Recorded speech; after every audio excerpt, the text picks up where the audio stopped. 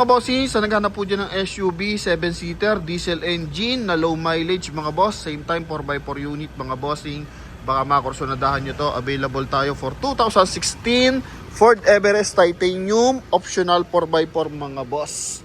Ito yung kanyang interior mga bossing ha. Beige yung ating leather mga bossing. Tapos kulay black yung ating ceiling. Naka 2 din audio system.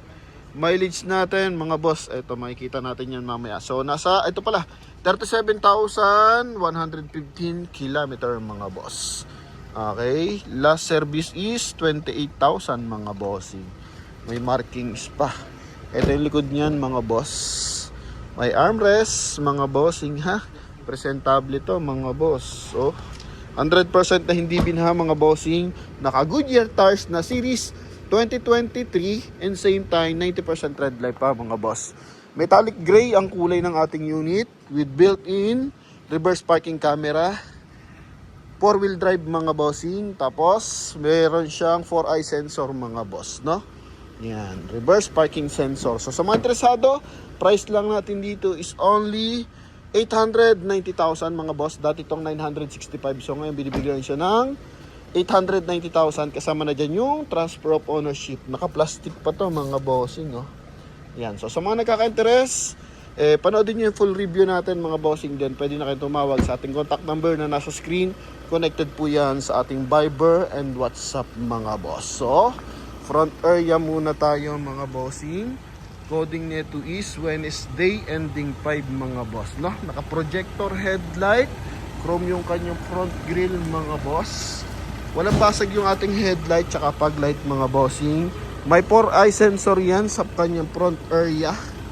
Ito mga boss, 4 yan mga bossing para nagbibigay siya ng alert sa driver para maiwasan ang collision mga boss. Ano?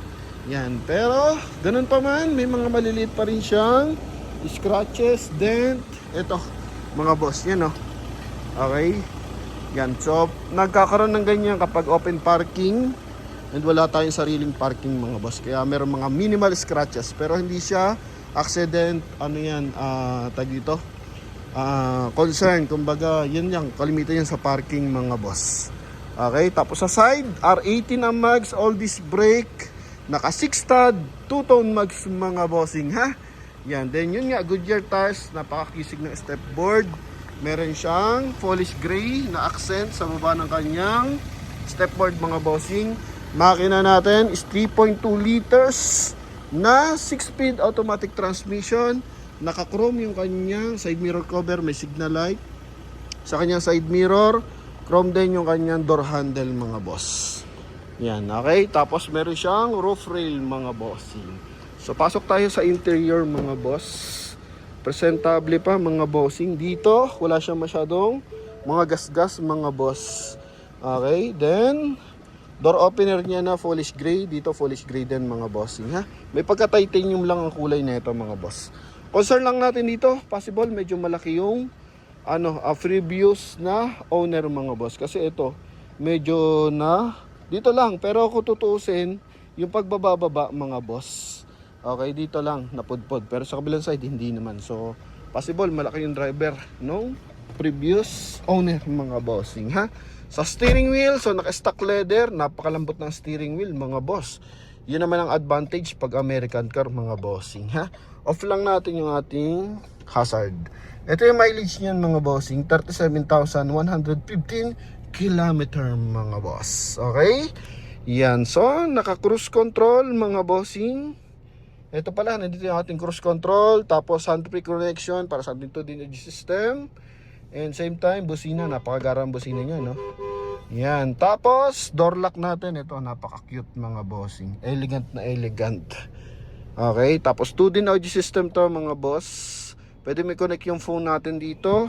Pag sa reverse parking camera, nakikita na rin siya mga bossing. Then naka-automatic climate control. Meron siyang gray accent dito sa kanyang dashboard. Then dito is leather na kulay brown mga boss. Napakaganda naman ang kulay black na ceiling niya mga boss. Naka-pattern sa kanyang mga poste. Same time, may safety features, airbag sa side. Okay, tapos dito I think meron din mga boss. Yan sa upuan. Ayan mga bossing. Then naka dual airbag syempre dito sa kanyang steering wheel and dashboard mga boss. Hand grip kompleto mga boss.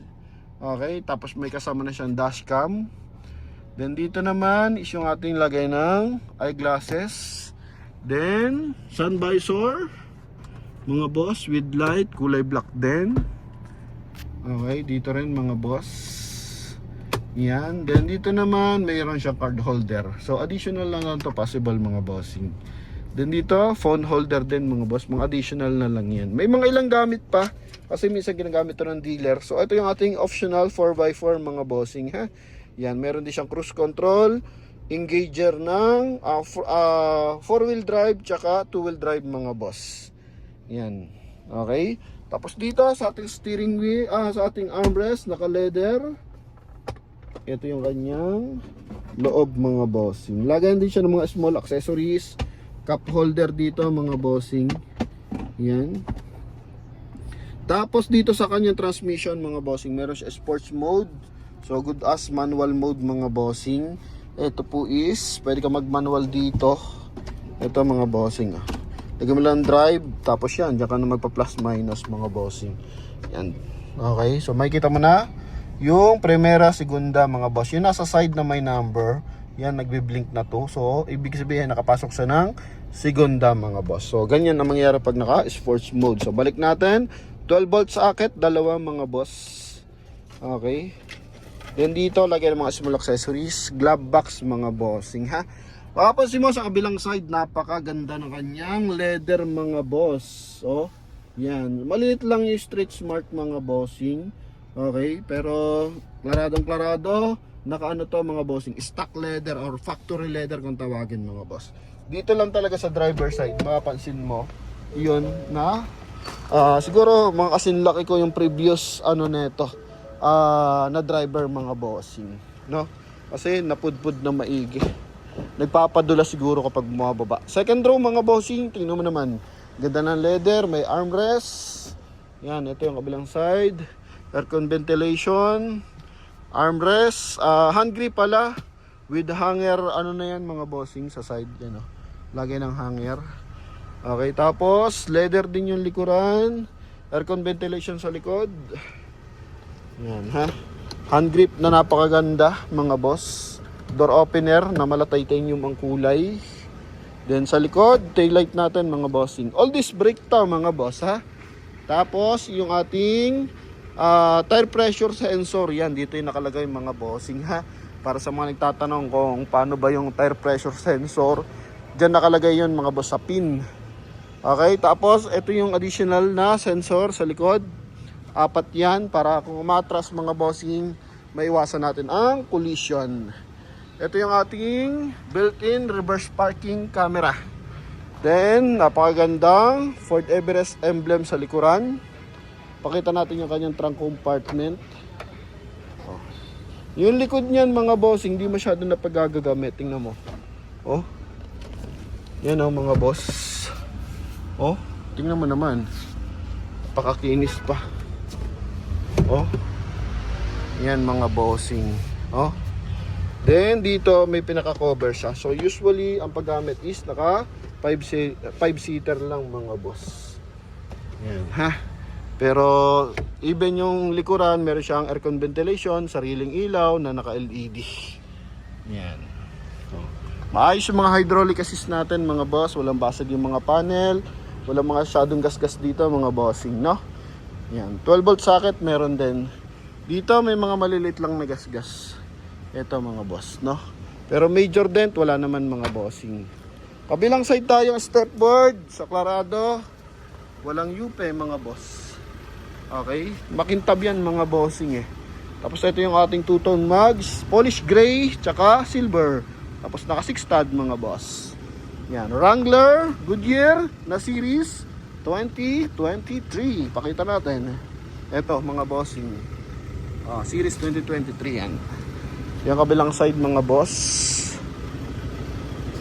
Ha? Ito. Window, maayos. Door lock, speaker. Yun mga bossing. So naghahanap dyan ng SUV 7-seater diesel engine 4x4 unit. So ito yung pagkakataon natin mga bossing. Siyempre pakita natin yung makina. Dito mapapansin mo mga boss, oh, hindi siya masyadong lundo tulad doon mga bossing. Although nagagamit din tong Ford na to, may mga stretch mark mga bossing. Pero sa 37,000 mileage, doon lang mga boss, no? May pagka, mga bossing, parang pinapadulasan. Okay, naka-seal guard. Tapos naka-plastic pa dito sa side na to mga boss. Yun pa yung kanyang floor matting galing Ford Casa. Then punta tayo sa ating engine bay. Ito yung engine bay. Yan lang, mga minor scratches lang na ganyan mga boss. Yan, oh. Kita naman ang camera natin mga boss. So silipin natin yung ating engine bay mga boss, para sa kakapanatag ng ating mga viewers and buyers. Powerful pala yung side mirror natin mga bossing, ha. Kasi nga top of the line to, no? I think bago lumabas yung Titanium Plus, ito muna. Tapos ito mga bossing, meron pa siyang blind spot assist mga boss, ha. So kapag may mga sumisingit, umiilaw yan. I think sa kabilang side meron din mga boss, para ma-protectionan yung ating sidings. So naiiwas agad ng driver ko sakasakaling may mga sumisingit-singit. Okay, retractable. Then same time, syempre power adjust. Yun mga boss, oh. Then dito rin mga bossing, tingnan nyo lang yung mirror mga boss, ha. Yan, so gumagalaw siya, moving up and down, left and right. Okay, so tungo tayo sa ating engine bay. Pedal, maayos yung mga pedal mga bossing, ha. O, kapal. Ito, hairlines lang naman mga boss, yung ating engine bay. So walang tagas to mga bossing. Yan, tennis drive ko, maganda yung suspension, yung riding, yung manubela mga boss.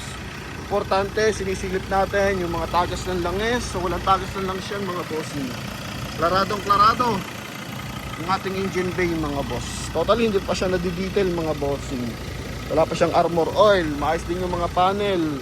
Naka Motolite Gold battery to mga bossing na 2SM. Maayos yung mga hydraulic assist. Insulator buo. So ito yung ating engine displacement, 3.2 liters.